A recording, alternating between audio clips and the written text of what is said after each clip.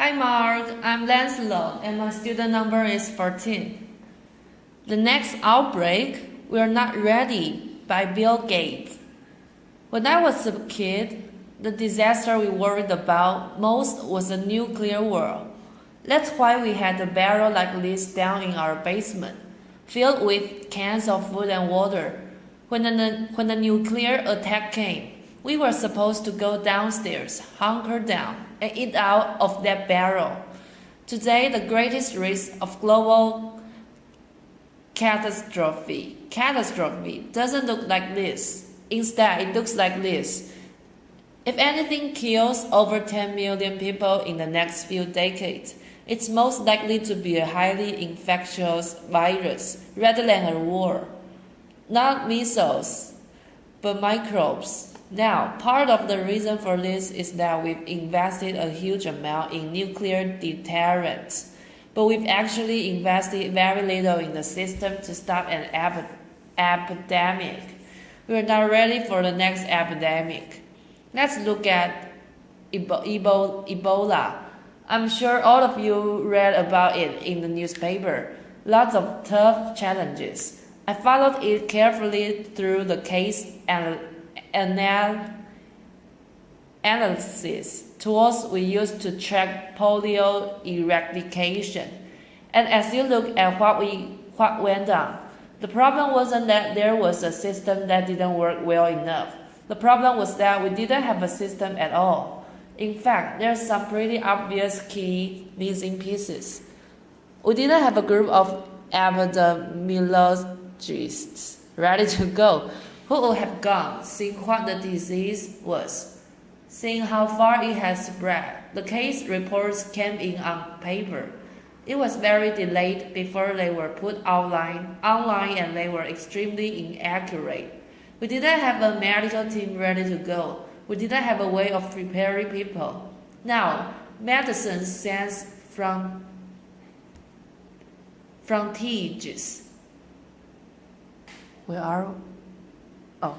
Frontiers did a great job orchestrating volunteers, but even so, we were far slower than we should have been getting the thousands of workers into these countries, and the large epidemic would require us to have hundreds of thousands of workers. There was no one there to look at treatment approaches, no one to look at the diagnostics, no one to figure out what tools should be used. As an example, we could have taken the blood of survivors, processed it, and put that plasma back in people to protect them, but that was never tried. So there was a lot that was missing, and these things are really a global failure. The WHO is founded to monitor epidemics, but not to do these things I talked about. Now, in the movies, it's quite different. There's a group of handsome epidemiologists ready to go. They're moving, they save the day, but that's just pure Hollywood. The failure to prepare could allow the next epidemic to be dramatically more devastating than Ebola. Let's look at the progression of Ebola over this year. About 10 million people died, and nearly all were in the 3 West African countries. There's 3 reasons why it didn't spread more. The first is that there was a lot of heroic work by the health workers. They found the people and they prevented more infections.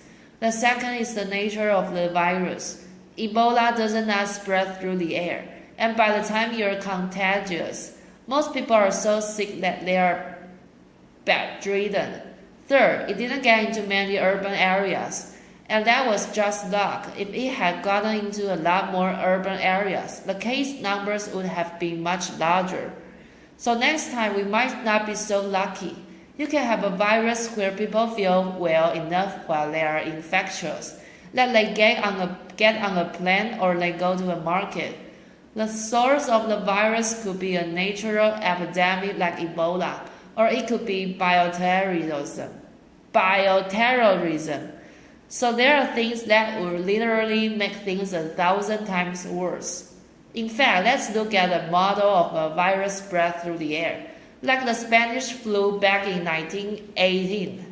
So there's what would happen if it would spread throughout the world very, very quickly, and you can see over 13 million people die from that epidemic. So this is a serious problem. We should be concerned. But in fact, we can build a really good response system. We have the benefits of all the science and technology that we talk about here. We've got cell phones to get information from the public and get information out to them.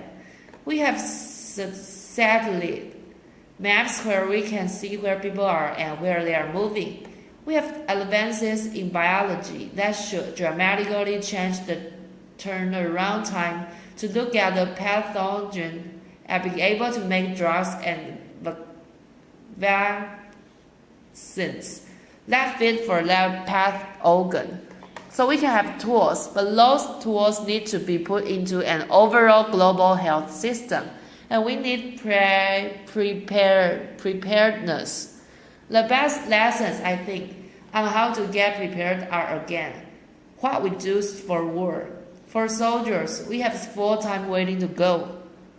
We have reserves that can scale us up to large numbers. NATO has a mobile unit that can deploy very rapidly. NATO does a lot of war games to check.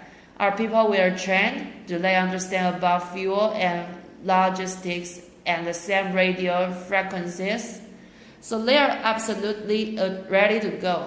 So those are kinds of things we need to deal with an epidemic. What are the key pieces? First, we need strong health system in poor countries. That's where mothers can give birth safely. Kids can get all their vaccines. But also where we'll see the outbreak very early on. We need a medical reserve corps. Lots of people who've got the training and background, who are ready to go with the expertise. And then we need to pair those medical people with the military, taking advantage of the military's ability to move fast, do logistics, and secure areas. We need to do simulations, germ games, not war games, so that we see where the holes are. The last time a germ game was done in the United States were back in 2001, and it didn't go so well. So far the score is germs. 1. People. 0. Finally, we need lots of advanced R&D in areas of vaccines and diagnostics.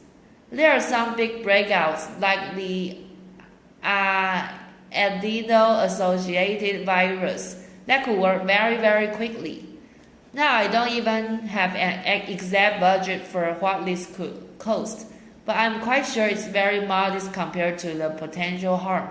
The World Bank estimates that if we have a worldwide flu epidemic, global wealth will go down by over $3 trillion, and we'll have millions and millions of deaths.